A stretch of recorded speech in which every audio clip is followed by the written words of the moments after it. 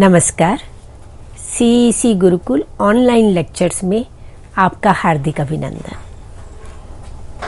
आधुनिक हिंदी साहित्य के अंतर्गत हम हिंदी के जो प्रारंभिक काल है, आधुनिक हिंदी का जो प्रारंभिक काल है, भारतेंदु युग, इस पर चर्चा कर रहे हैं, जो 1857 की स्वतंत्रता की क्रांति के पश्चात प्रारंभ होता है और 1900 तक 1903 में सरस्वती का संपादन होता है, द्विवेदी युग प्रारंभ होता है। उससे पूर्व का जो युग है वो भारतेंदु युग के नाम से जाना जाता है।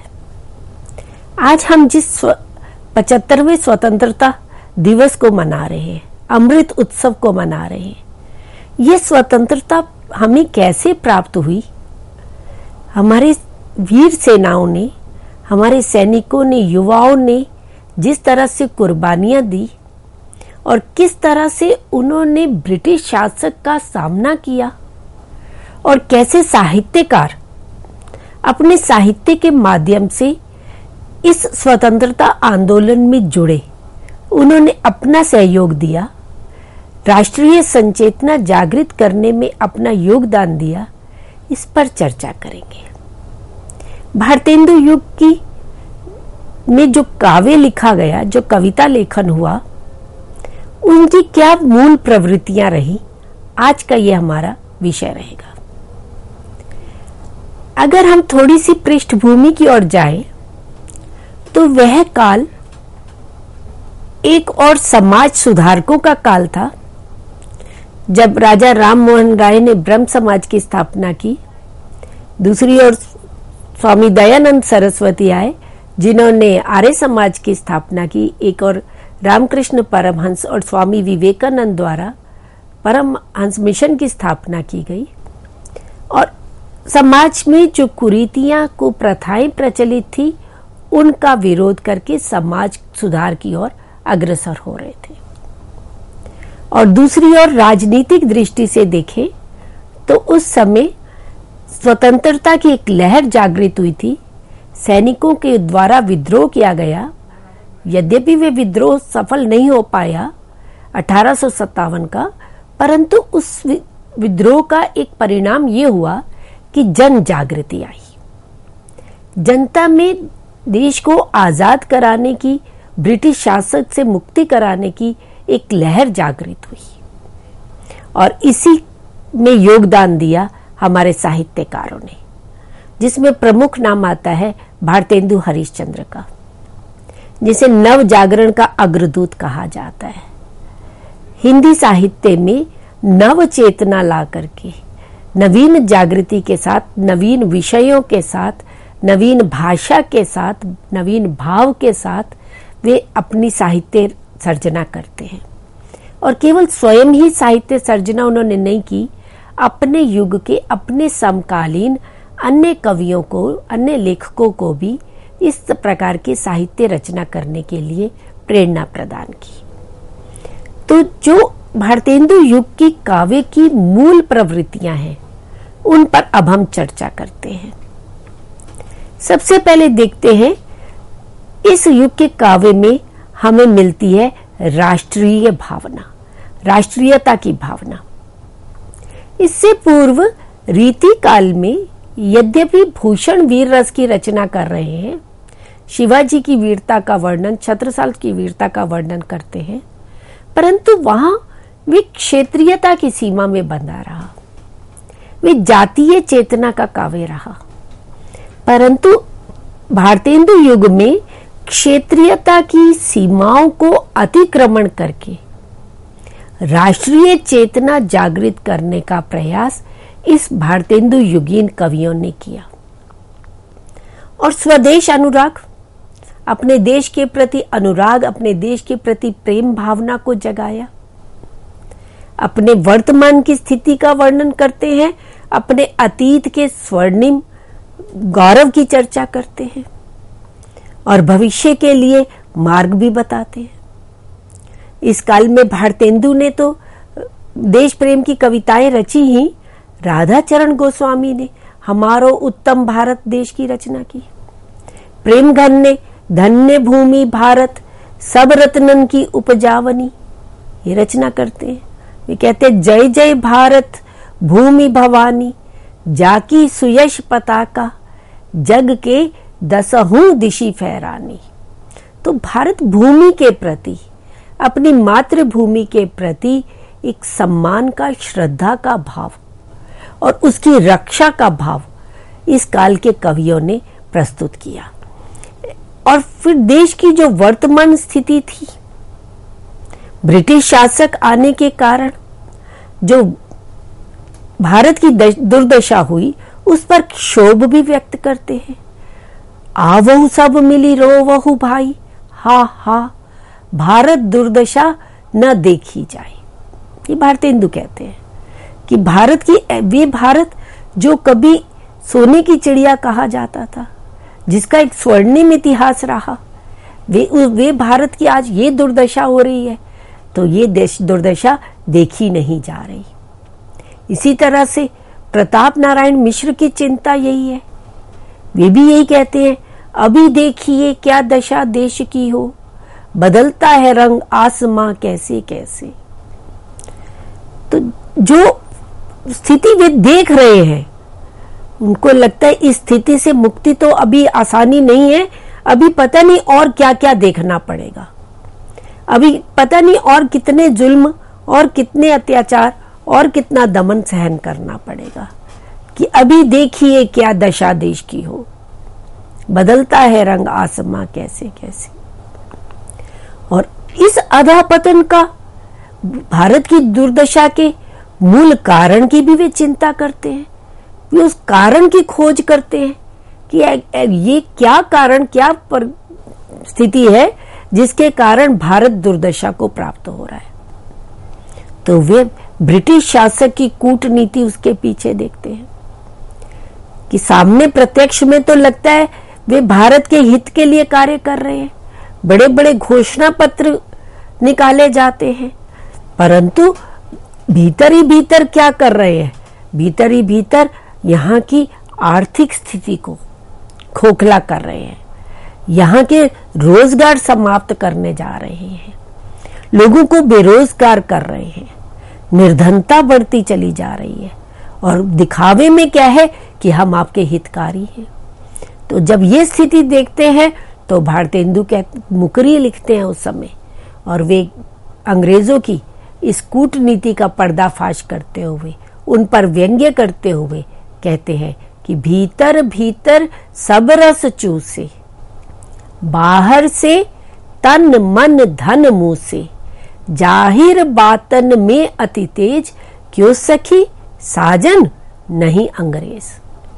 ये मुकरी का एक शैली है जो इस तरह से अंतिम पंक्ति में क्यों सखी, जब उन तीन पंक्तियों के द्वयार्थक निकल रहे हैं, दो अर्थ निकल रहे हैं, तो वो सखी कहती है कि साजन की बात कर रही हो, कहती नहीं मैं तो अंग्रेज की बात कह रही हूँ, कि बातों में तो बड़ी तेज है, बातों में तो हमें बहला रहे हैं, फुसला रहे हैं, और भीतर ही भीतर हमारी जड़ों को खोखला करने में लगे हुए हैं, सारा रस, हमारा तन मन धन सब लूटने में लगे हुए हैं। और अतीत से प्रेरणा लेने के लिए भी वर्तमान को संबोधित करते हैं। देश में, देशवासियों में, राष्ट्र के युवाओं में चेतना जागृत करनी है, राष्ट्रीय भावना जागृत करनी है, तो उन्हें अपने अतीत का गौरव दिखाना होगा। अतीत की वे ऐतिहासिक कथाओं की, ऐतिहासिक महान पुरुषों की ओर ले जाना होगा, उनकी कथाओं की ओर संकेत करना होगा जो हमारे भारत के गौरव रहे हैं। तो अतीत के प्रति श्रद्धा एवं गौरव का भाव भी भारतेंदु युगीन कविता में हमें देखने को मिलता है। जैसे राधा कृष्ण दास कहते हैं, कहां परीक्षित, कहां जन्मेजय, कहां विक्रम, कहां भोज, नंद वंश कहां चंद्रगुप्त, कहां हाय कहां वह ओज। पहली तीन पंक्तियों में देखिए भारत के अतीत के गौरव की बात कर रहे हैं, जिन्होंने देश को, राष्ट्र को एक विश्व में पहचान बनाई। परीक्षित, जन्मेजय, विक्रमादित्य, भोज, नंदवंश की, चंद्रगुप्त की बात कर रहे हैं। और वर्तमान में जो कायरता की स्थिति आ गई है, जो गुलामी की जंजीरों में जकड़े जा रहे हैं, जिन्होंने पराधीनता को अपना भाग्य मान लिया है, तो उनको संकेतित करते हुए, उनको संचेत करते हुए कहते हैं, हाय कहाँ वे ओज, कि वे ओज जो हमारे पूर्वजों ने दिखाया अपने देश के लिए, जिन्होंने प्राणपण से न्यौछावर कर दिया, वे ओज, वे तेज, वे गौरव आज हमें क्यों नहीं दिखाई दे रहा। और फिर ये भी मन में उनके इच्छा आती है कि वह पुराने दिन, वे हमारे अतीत के स्वर्णिम दिन, वे हमारे गौरवशाली दिन पुनः कब लौट करके आएंगे। हाँ, कबहू वह दिन फिर वह हैं, वह समृद्धि शोभा, कि वे भारत की समृद्धि, वे शोभा फिर लौट करके कब आएगी। तो ये इन साहित्यकारों ने अपनी कविता के माध्यम से एक और अतीत का गौरव गुणगान करते हैं और दूसरी ओर भारत की वर्तमान दुर्दशा की ओर संकेत करते हैं और देशवासियों में, देश के युवाओं में ओज भरने की प्रार्थना करते हैं। अब शासक वर्ग से तो कोई उम्मीद नहीं थी, शासक वर्ग से तो उम्मीद की भी नहीं जा सकती थी कि वो देश का उद्धार करेंगे, कि वे प्रजा के हित के लिए कुछ सोचेंगे। तो जैसे भक्ति काल में मुगल शासकों के अत्याचारों के विरुद्ध उस समय के साहित्यकार ईश्वर से उद्धार की प्रार्थना करते हैं, ईश्वर की शरण में जाते हैं और ईश्वर को सबसे बड़ा संबल मानते हैं और पूरी चेतना भक्ति चेतना के रूप में उभर के आती है। पूरा हमारा भक्ति काल जो भक्ति का संबल लेकर के और वर्तमान में अपने लिए एक संबल ढूंढता है, वही पृष्ठभूमि, वही दिशा भारतेंदु युग में भी दिखाई देती है। अंग्रेजों से, ब्रिटिश शासक से मुक्ति का उपाय नहीं दिखाई दे रहा, तो वह ईश्वर से उद्धार की प्रार्थना करते हैं। भारतेंदु ईश्वर से कहते हैं, कहाँ करुणानिधि केशव सोए, जानत नाही अनेक जतन करी भारतवासी रोए। कि अनेक प्रयत्न करने के बाद भी, क्योंकि उसी समय स्वतंत्रता आंदोलन की विफलता सामने थी, अनेक सैनिक युद्ध भूमि में शहीद हो गए थे, तो अनेक जतन करी भारतवासी रोए। कि इतनी सदियों से जो ये गुलामी की जंजीरों में हम जकड़े हुए हैं, इस अत्याचार को, दमन को हम सहन करने के लिए विवश हो गए हैं, तो भारतवासियों की स्थिति प्रयत्न करने पर भी इससे मुक्त नहीं हो पा रहे। तो हे करुणानिधि, हे केशव, आप कहाँ सोए हुए। इसी तरह से प्रताप नारायण मिश्र भी कहते हैं कि निज हाथन सर्वस खोए चुके, कहाँ लो दुख पे दुख ही भरिए, हम आरत भारतवासिन पे दीन दयाल दया करिए। तो एकमात्र आसरा, एकमात्र आश्रय जो है अब प्रभु ही दिखाई देते हैं, ईश्वर ही दिखाई देते हैं। तो वो इसलिए प्रभु को दीन दयाल कहकर संबोधित करते हैं कि हम कैसे आरत, दुखी हैं, कष्ट में, पराधीन हैं, तो हम पर दया करिए। तो जो लौकिक शासक है उससे तो ये आशा नहीं है, पर दीन दयाल से आशा करते हैं कि वे हम पर दया करें और इन अत्याचारों से, इन दमन से हमें मुक्त कराएं।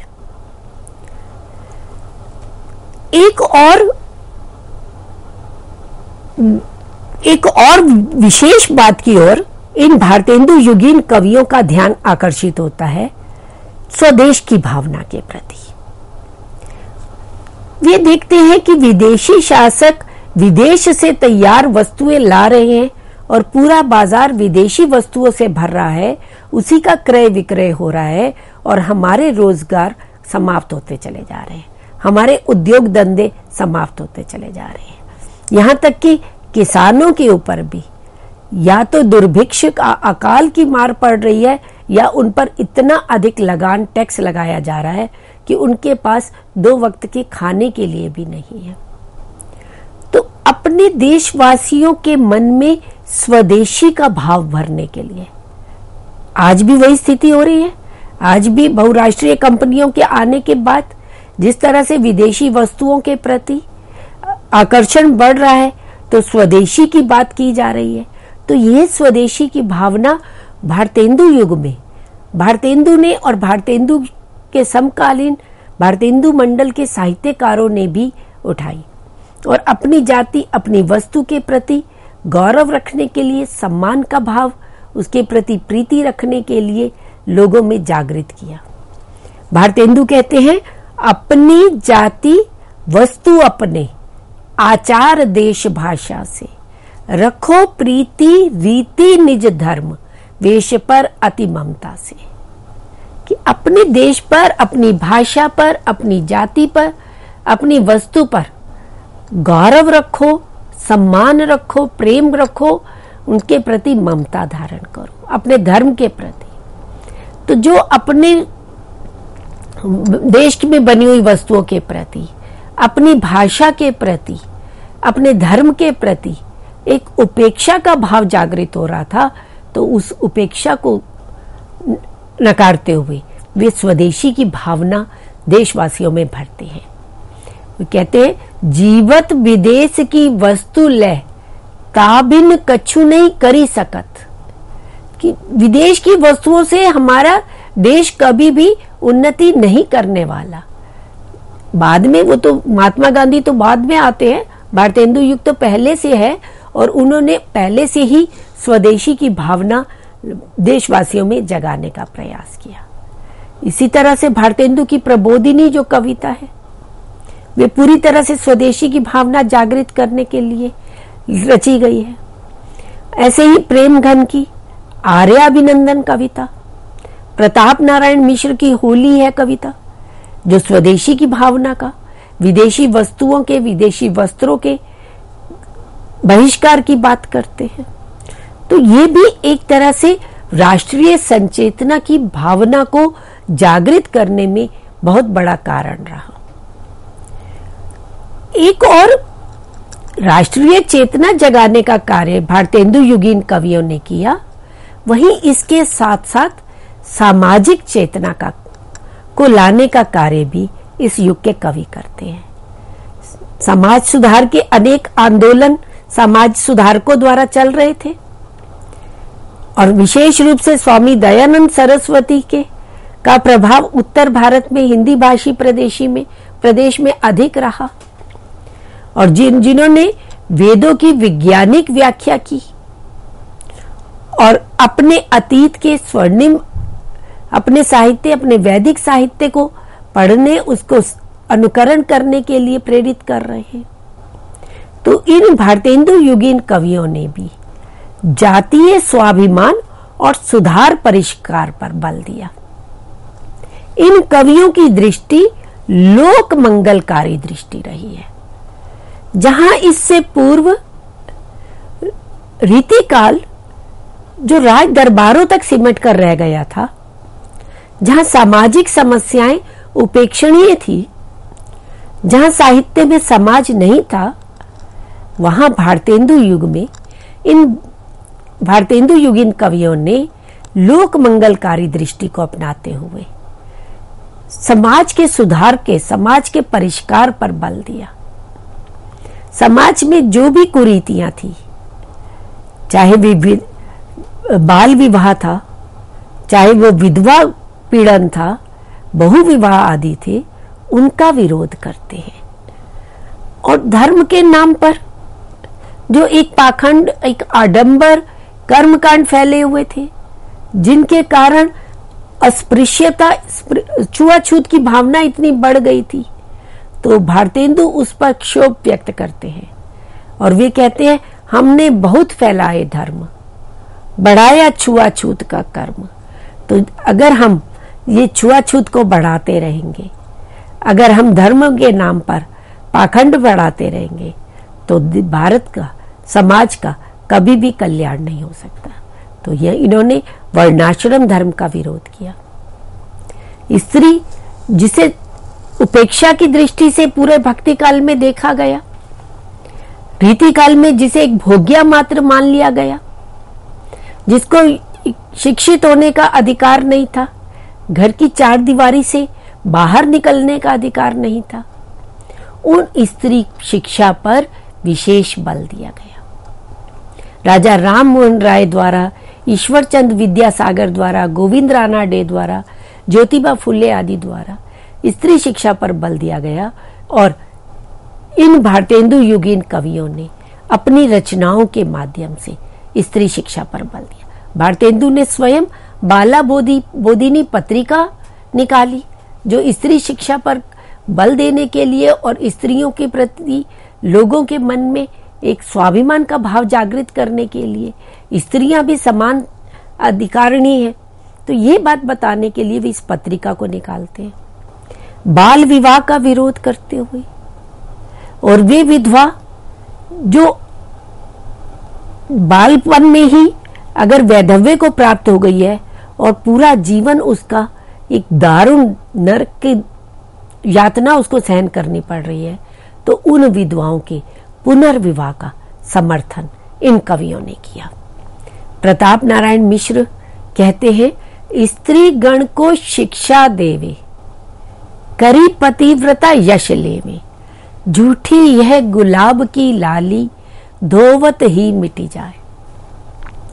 बाल ब्याह की रीति मिटाओ, रहे लाली मुंह छाए, विधवा बिल पे नित धेनु कटे, को लागत हाय गुहार नहीं। देखिए, एक ही पद में स्त्री शिक्षा की बात भी कर रहे हैं, बाल विवाह की रीत मिटाने की बात भी कर रहे हैं, और विधवाओं के जो विलाप है उसको दूर करने के लिए विधवाओं के पुनर्विवाह की बात कर रहे हैं, और जो गो रक्षा की बात कर रहे हैं, धेनु कटे, को लागत हाय गुहार नहीं, कि कोई सुनने वाला नहीं है, कहीं उसकी पुकार नहीं लग पा रही है। तो इस तरह से समाज सुधार के लिए भी इन कवियों ने समाज में एक चेतना जागृत की। और भारत उस समय एक आर्थिक पराभव की स्थिति से गुजर रहा था। आर्थिक दृष्टि से जहां विदेशी वस्तुओं के आ जाने से हमारे अपने लघु उद्योग धंधे समाप्त हो गए थे, बेरोजगारी बढ़ रही थी और रोजगार का कोई उपाय नहीं था, निर्धनता चरम पर हो गई थी, भूखमरी इतनी हो गई थी कि बेटा बेटी को बेचने तक के लिए तैयार हो गए हैं, और ऊपर से सरकार द्वारा टैक्स लगाया जा रहा था। जहां 2 समय की खाने के लिए नहीं है, वहां टैक्स लगाया जा रहा है। तो इस आर्थिक पराभव का चित्रण, भारत की उसकी दुर्दशा का चित्रण इन साहित्यकारों ने अपनी रचनाओं के माध्यम से किया। कहते हैं, हम करें नौकरी बहुत तलब कम पाते। सारा दिन उनकी नौकरी करते रहते हैं और बदले में मिलता कितना है, बहुत कम। थे किसी तरह से अब तक पेट जिलाते, किसी तरह से अभी तक पेट भर रहे थे। इस महंगी से नित एकादशी मनाते, कि खाना ही नहीं है तो हर दिन हमारे लिए एकादशी हो रहा है, हर दिन व्रत रखा जा रहा है। लड़के वाले सब घर में हैं चिल्लाते। ये तो आर्थिक स्थिति थी जिसका वर्णन, जिसका यथार्थ चित्रण कर रहे हैं। और फिर सरकार की दोहरी मार पड़ रही है कि सबके ऊपर लगा टिकस कि उड़ा हो समीरा, कि कहां तो पेट भरने के लिए अनाज नहीं है और कहां उनके ऊपर सरकार द्वारा भी टिकस मतलब टैक्स लगाया जा रहा है। तो इस तरह से समकालीन समाज की जो पीड़ा है, उसकी जो व्यथा है, उसका यथार्थ चित्रण इन साहित्यकारों ने अपनी कविताओं के माध्यम से प्रस्तुत किया। तब ही लख्यो जहां रहियो एक दिन कंचन बरसत, कि जहां कभी स्वर्ण वर्षा करता था, सोने की वर्षा हुआ करती थी, वहां देखिए आज क्या स्थिति हो गई है। चौथाई जन रूखी रोटी हूं को तरसत, कि 1/4 लोग तो ऐसे हैं जो अब रूखी रोटी के लिए भी तरस रहे हैं। जहां आमन की गुठली अरु बिरछन की छाले, ज्वार चून में मेली लोग परिवार ही पाले, कि ये स्थिति हो गई है। अपने परिवार का पालन पोषण करने के लिए आम की गुठली और वृक्ष की छाल तक का प्रयोग कर रहे हैं। नौन तेल लकड़ी घासों पर टिक्कस लगे जहां, कि जो जीवन की बुनियादी वस्तुएं हैं, नमक तेल लकड़ी घास, इन पर भी टैक्स लग रहा है। तो नौन तेल लकड़ी घासों पर टिक्कस लगे जहां, चना चिरौंजी मोल मिले जहां, दीन प्रजा कहां। कि प्रजा की तो ऐसी स्थिति हो गई है, तो ऐसी पीड़ामय स्थिति का वर्णन वे करते हैं। तो ये नव जागरण की प्रेरणा स्वरूप राष्ट्रीयता की भावना और समाज सुधार की भावना, ये दो हमें मिलते हैं भारतेंदु युग में नवीन विषयों के रूप में। और इसके साथ साथ प्राचीन परिपाटी के रूप में जो प्राचीन साहित्य की भक्ति भावना और श्रृंगारिकता थी, वह भी इस काल में हमें देखने को मिलती है। जो भक्ति का भाव था, जो सूरदास, रसखान, मीरा आदि में मिलता है, वे भक्ति भाव हमें भारतेंदु में, अंबिका दत्त व्यास में, प्रेम नारायण में, प्रेम घन आदि में मिलता है। प्रेम भाव की अभिव्यक्ति करते हैं और इसी के साथ एक और ईश्वर की भक्ति करते हैं और उसके साथ साथ स्वदेशानुराग समन्वित भक्ति भी इस युग में हमें कविता में दिखाई देती है। भक्ति का एक स्वदेश प्रेम का भाव और जुड़ गया है। जब प्रताप नारायण मिश्र कहते हैं, हम आरत भारत वासिन पे अब दीन दयाल दया करिए। राधा कृष्ण दास भी कहते हैं, प्रभु हो पुण्य भूतल अवतरियो, अपने या प्यारे भारत के पुण्य दुख दरिद्र हरिए। तो इस तरह से अपने देश के प्रति जो प्रेम भाव है, वे स्वदेश भक्ति के रूप में इस काल की कविता में दिखाई देता है। श्रृंगारिक कविता की बात करें तो जो रीति काल में श्रृंगारिक कविताएं रची गई, जिसमें नायिका भेद मुख्य रहा, नायक नायिका के प्रेम का, संयोग का, वियोग वर्णन रहा, वे हमें इस काल में भी दिखाई देता है, भारतेंदु कालीन कविता में भी। और भारतेंदु की प्रेम सरोवर, प्रेम माधुरी, प्रेम तरंग, प्रेम फुलवारी रचनाएं, या हम देख सकते हैं बद्री नारायण चौधरी प्रेमघन की युगल मंगल स्तोत्र, वर्षा बिंदु रचनाएं, अंबिका दत्त व्यास की पावस पचासा, शुद्ध श्रृंगार परक रचनाएं भी की, जैसे पिए प्यारे तिहारे निहारे बिना अखियां दुखियां नहीं मानती हैं। तो जो रीति काल में रीति निरूपण की प्रवृत्ति थी काव्य में, वह प्रवृत्ति भी भारतेंदु युग में दिखाई देती है, पर अल्प। कविराज मुरारीदान, जसवंत जसोभूषण, बाल गोविंद मिश्र आदि कुछ ऐसे कवि हुए जिन्होंने रीति निरूपण किया है, जिन्होंने छंदों को, अलंकारों को, रस को लेकर के सर्वांग निरूपण भी किया और विशिष्टांग निरूपण भी किया है। इन रीति निरूपण कवियों की विशेषता यही रही कि इन्होंने पद्य में लक्षण निरूपण किया है और उन लक्षणों की गद्य में व्याख्या भी प्रस्तुत की है। तो इस तरह से इस काल की जो काव्य की मुख्य प्रवृत्तियां रही, उन पर हमने चर्चा की है। अब भारतेंदु युगीन काव्य के अभिव्यंजना शिल्प की क्या विशेषताएं हैं, इस पर हम अपने अगले व्याख्यान में प्रकाश डालेंगे। धन्यवाद।